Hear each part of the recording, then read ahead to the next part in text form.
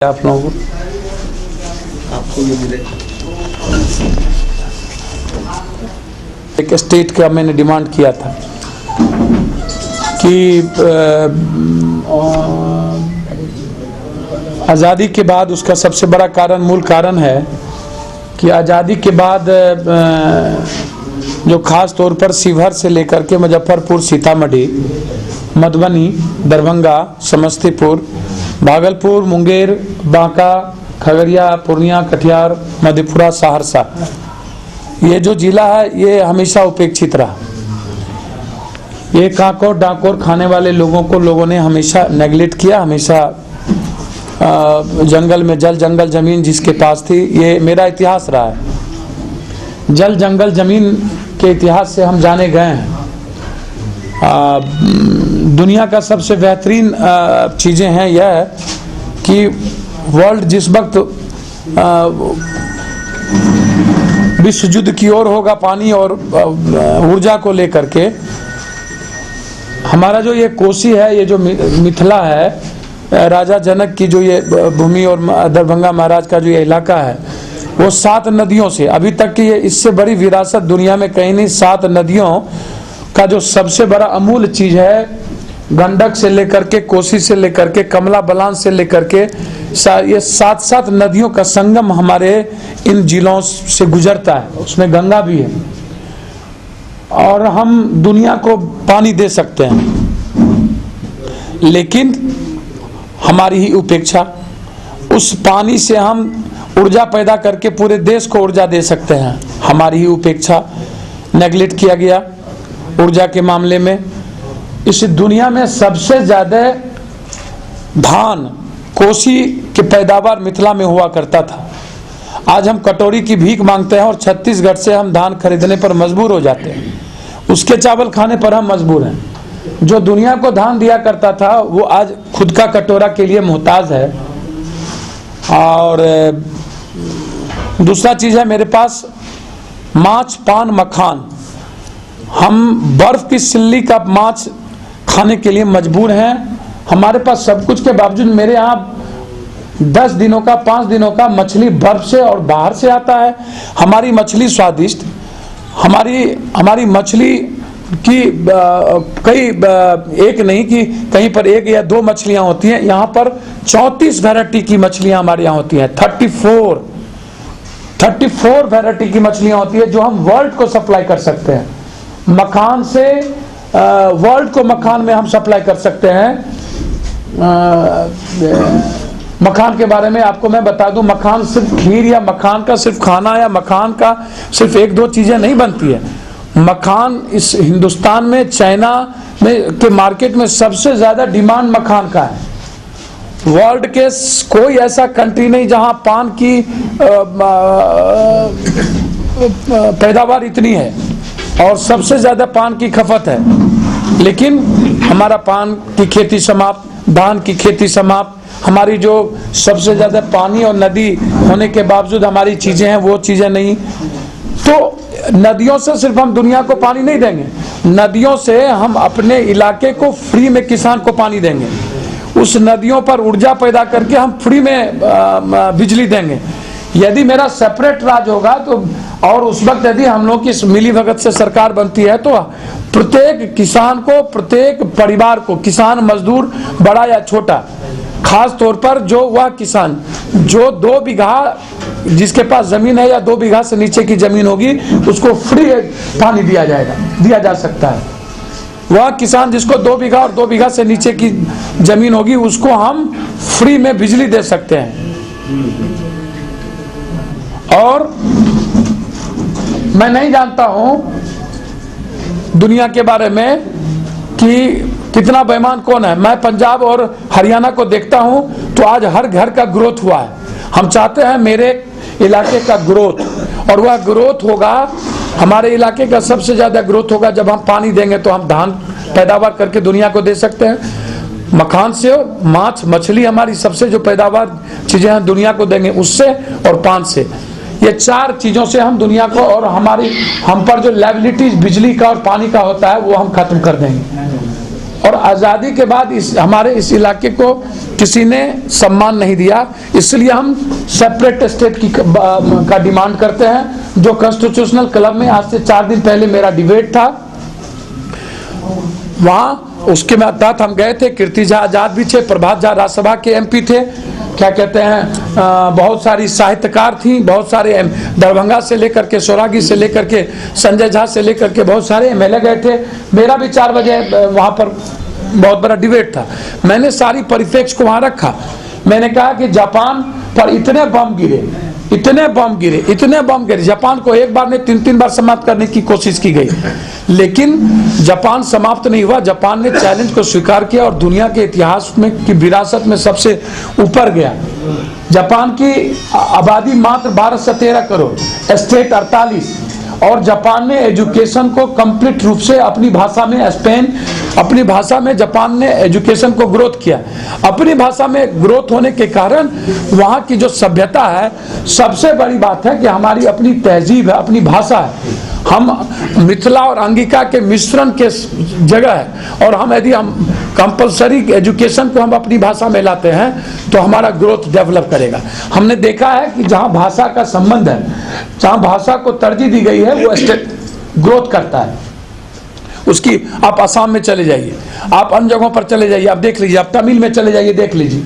यह बात भी सही है कि छत्तीसगढ़, झारखंड भी स्टेट बने हैं भारत में, लेकिन चूंकि भारत की वो मेनुफेनिया नहीं है, स्थिति ठीक नहीं हो पाती है।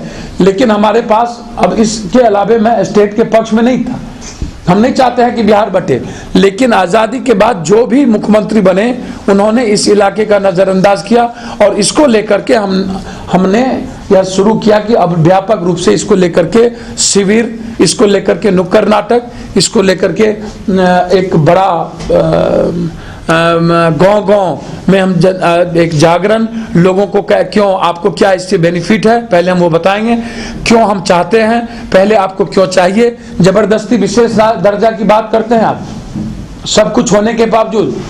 दुनिया आज़ादी के बाद जितना पैसा कभी बिहार को नहीं मिला था, 12-12 हजार करोड़ रुपया, सब कुछ के मिलने के बावजूद, एक आप 9 सालों में एक दूसरे का एक भी पूंजी निवेश नहीं कर सके, एक पुरानी फैक्ट्री को डेवलप नहीं कर सके आप 9 सालों में।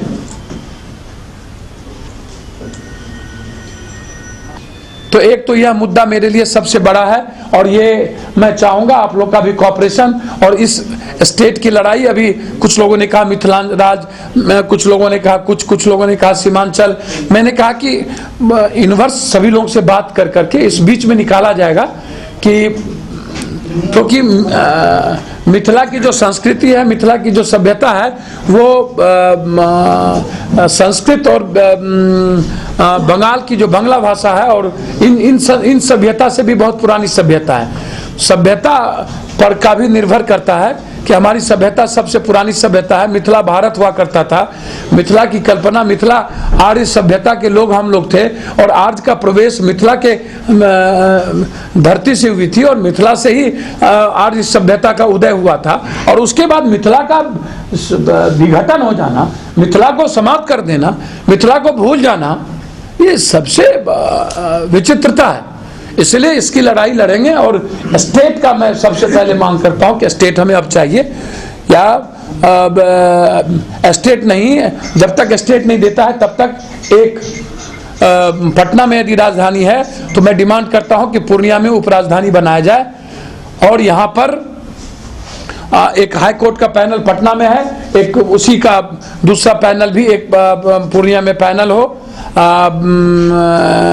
उसी तरीके से, ताकि पूर्णिया में इसलिए कह रहा हूं कि उधर सीतामढ़ी का, इधर बांका, भागलपुर, खगड़िया का ये बीच का जगह पड़ता है, और सारी सुविधाएं, एयरपोर्ट की सुविधाएं, बागडोगरा, बंगाल, ये सारी सुविधाएं इस जगह पर है। इसलिए मैं बीच के सेंटर को कह रहा हूं कि बीच के सेंटर पर, इसलिए पूर्णिया का मैं डिमांड करता हूं कि तत्कालिक, जैसे इलाहाबाद हाईकोर्ट है, लेकिन अन्य जगहों पर भी उसका पैनल है, आप को इसलिए एक उपराजधानी पूर्णिया को घोषित करें, ये हम डिमांड करते हैं। ये मेरा पहला है। दूसरा है कि मैंने सरकार को अल्टीमेटम दिया था, शराब माफियाओं के खिलाफ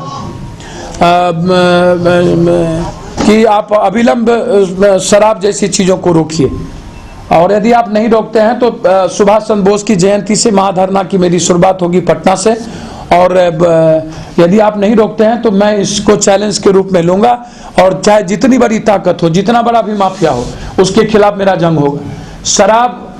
शराब को बंद करना यदि मेरी भागीदारी, यदि मेरी कहीं भी कभी विचारधारा में आता है, 48 घंटे के अंदर हम इस बिहार से शराब को समाप्त कर देंगे। 48 आवर कंप्लीट।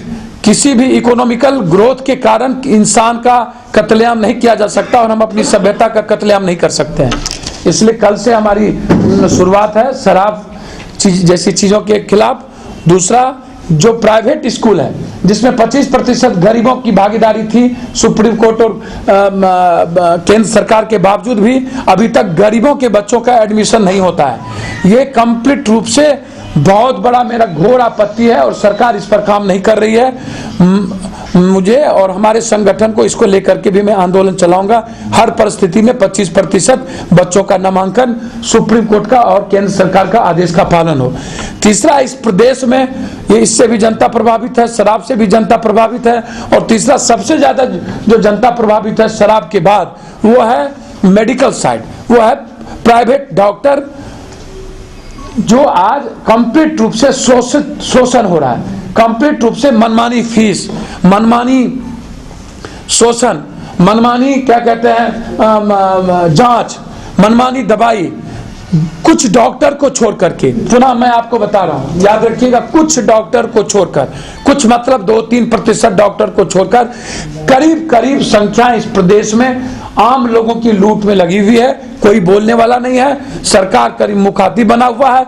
दलाल, सारे एमएलए, एमपी और राजनीतिक पार्टी दलाली करते हैं। और इन 3 चीजों के खिलाफ कल से मेरा महाधरना है, और कल से मेरा इस प्रदेश में जब तक शराब नहीं रुकेगा, जब तक एजुकेशन एडमिशन गरीबों के बच्चों का नहीं होगा, और जब तक एक फीस डॉक्टर का, एक इक्वल फीस, इक्वल जांच पर भी जांच की कमिटी, जांच का जो है वो तरीका चेंज हो।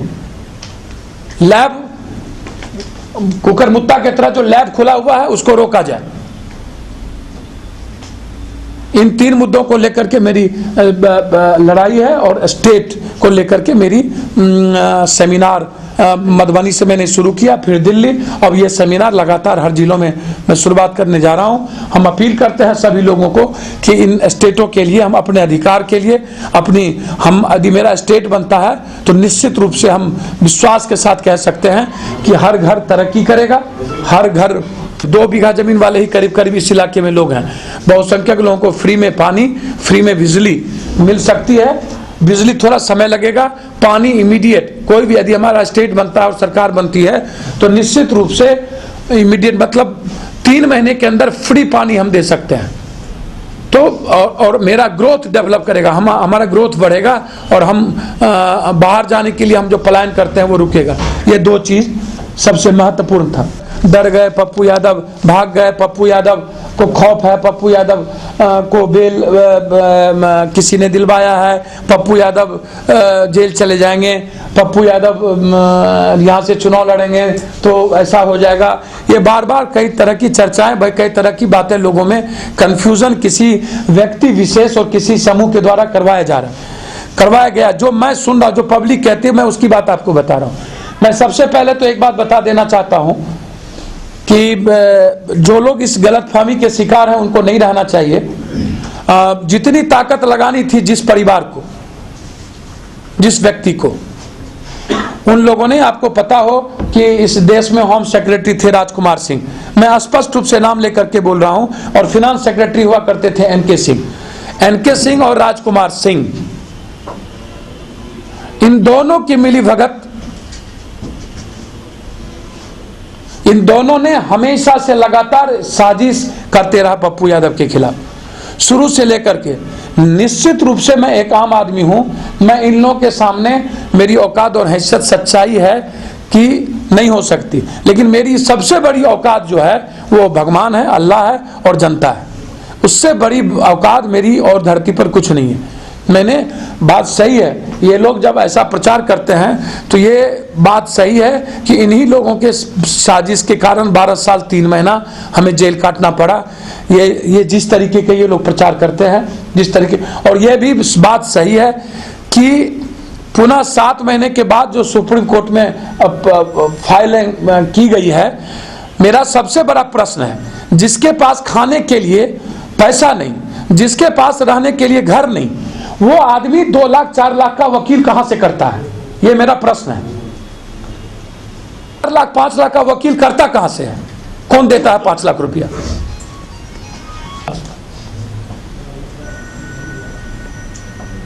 और जहां तक डर और भय का सवाल है, मैं इस धरती पर सिवाय ईश्वर के धरती पर पप्पू यादव आज तक डरा ही नहीं।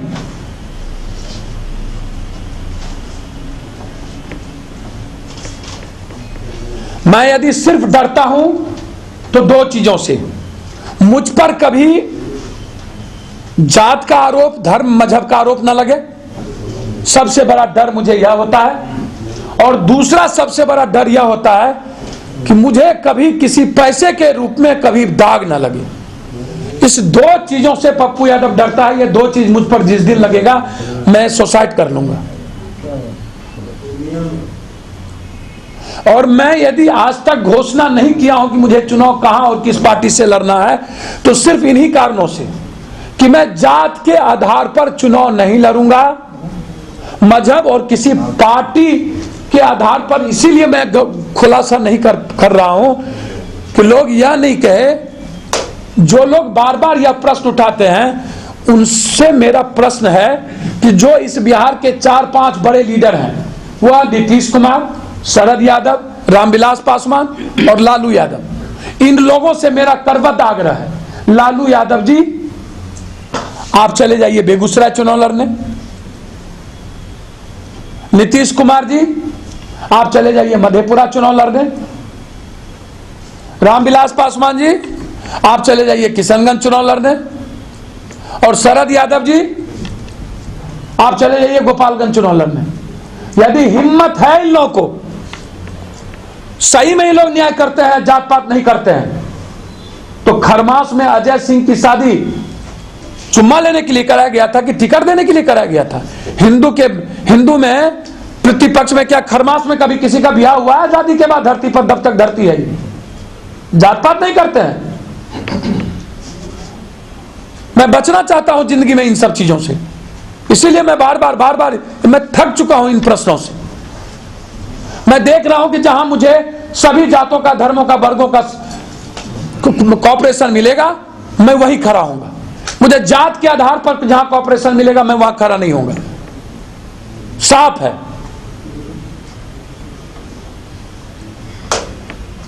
और मुझे ना भी खड़ा होना पड़े तो मैं नहीं खड़ा होऊंगा, लेकिन मैं जीरो से, कंप्लीट जीरो से, किसी व्यक्ति विशेष, किसी जात धर्म से प्रभावित हुए बगैर मैं राजनीति करूंगा। राजनीति का मतलब सिर्फ समर्पण है, सेवा है और इंसानियत है। इस 3 के अलावा मैं कुछ नहीं जानता हूं राजनीतिक धर्म के बारे में।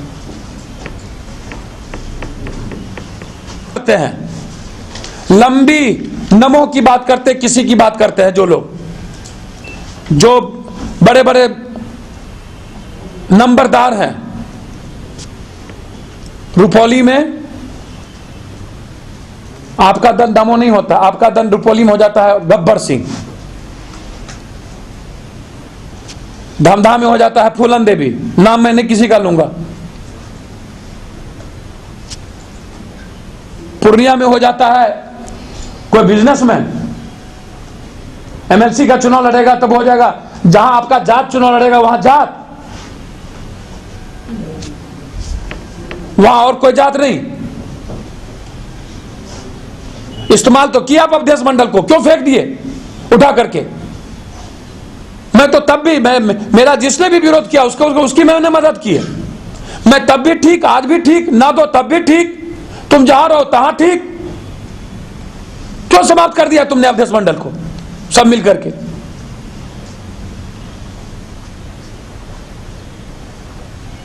नहीं बोलता हूं, चुप रहता हूं तो घोघा का, हम तो चैलेंज के साथ कहते हैं, हमको चैलेंज बताओ, 10 सालों में पप्पू यादव क्या चुनाव हारा है क्या? किस्मत के भरोसे चुनाव जीतने वाला आदमी वो पप्पू यादव को चैलेंज करेगा। 9,000 से चुनाव पप्पू यादव हारा था लिफाफा छाप के चलते। दूसरे बार कोर्ट ने पप्पू यादव को रोक दिया। भाग और किस्मत पर जीने वाला आदमी बात करता है दूसरों से। 10 सालों में तुम कितने घर में गए? किसके शादी और ब्याह में गए? नाम गिराओ, लिस्ट लो। किसके शादी में जाकर के, किसके श्राद्ध में तुम खाना खाए हो? एक भी किसी के घर में यदि वो खाना खाया होगा तो मैं राजनीति छोड़ दूंगा, और खाया भी होगा तो उसका जात होगा।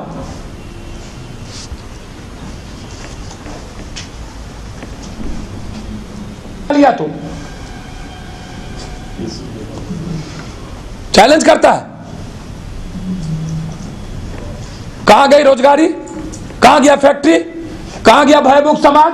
वो लंबी लंबी पोस्टर। रोजगार मिला पूर्णिया को। लिस्ट लाइए, चैलेंज करते हैं, लिस्ट निकालिए।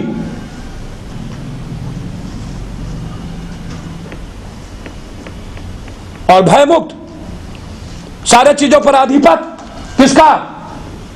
शराब पर अधिपत किसका? ठेकेदारी पर अधिपत किसका? सिर्फ एक जात का।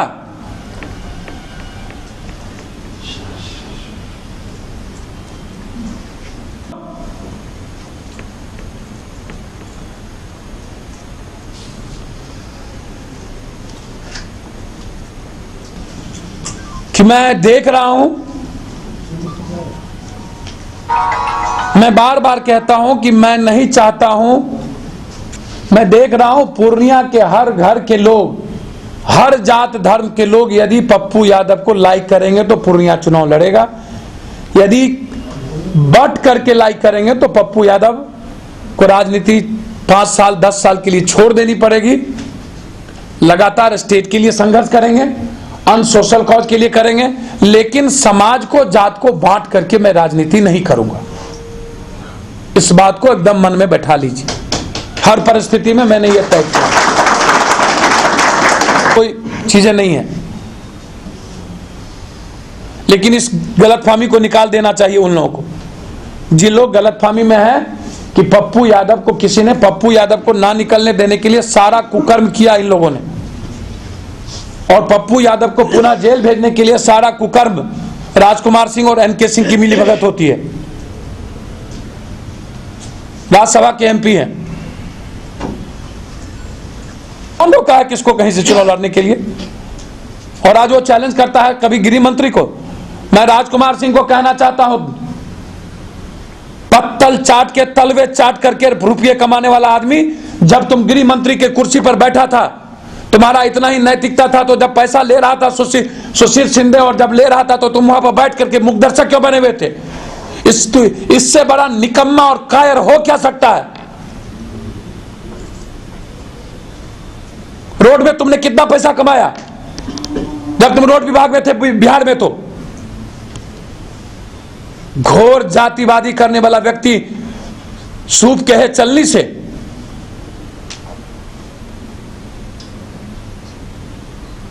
को मैं कह देना चाहता हूं, गलतफहमी के शिकार ना हो। नमो नमो, गलतफहमी के शिकार ना हो। हाथी को कभी कभी चींटी भी तबाह कर देता है।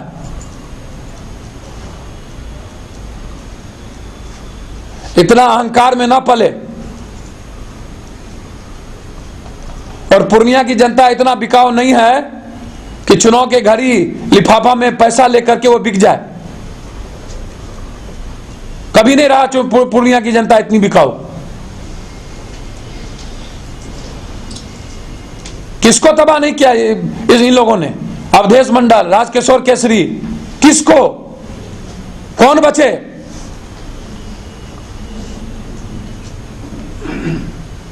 पूर्णिया में भी उसी का जात होना चाहिए।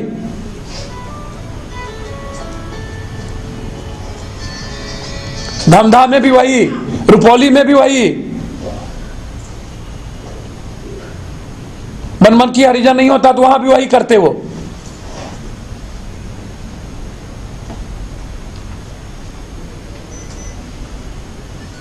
मधुबनी है, दरभंगा है, समस्तीपुर है, सहरसा है, पूर्णिया है, किशनगंज है, अररिया है, कटिहार है, खगड़िया है, भागलपुर है, मुंगेर है, बांका है, जमुई है। मान लीजिए 1.5 माह पहले आपने एक बिहार जवान से पूछा, जात धर्म अलग से काम करते हैं तो हम लोग बेहतरीन जी सकते हैं। आगामी चुनाव में इसका मुद्दा रहेगा क्या? जी, आगामी चुनाव में ये बिहार बंटवारा एक मुद्दा रहेगा? मेरा मुद्दा है शराब, मेरा मुद्दा है डॉक्टर, मेरा मुद्दा है फीस, मेरा मुद्दा है भ्रष्टाचार। और ये बिहार बंटवारा ये जरूरत है, ये इंसानी जरूरत हो गई है इस इलाके की, मुद्दा नहीं, ये इंसानी जरूरत है।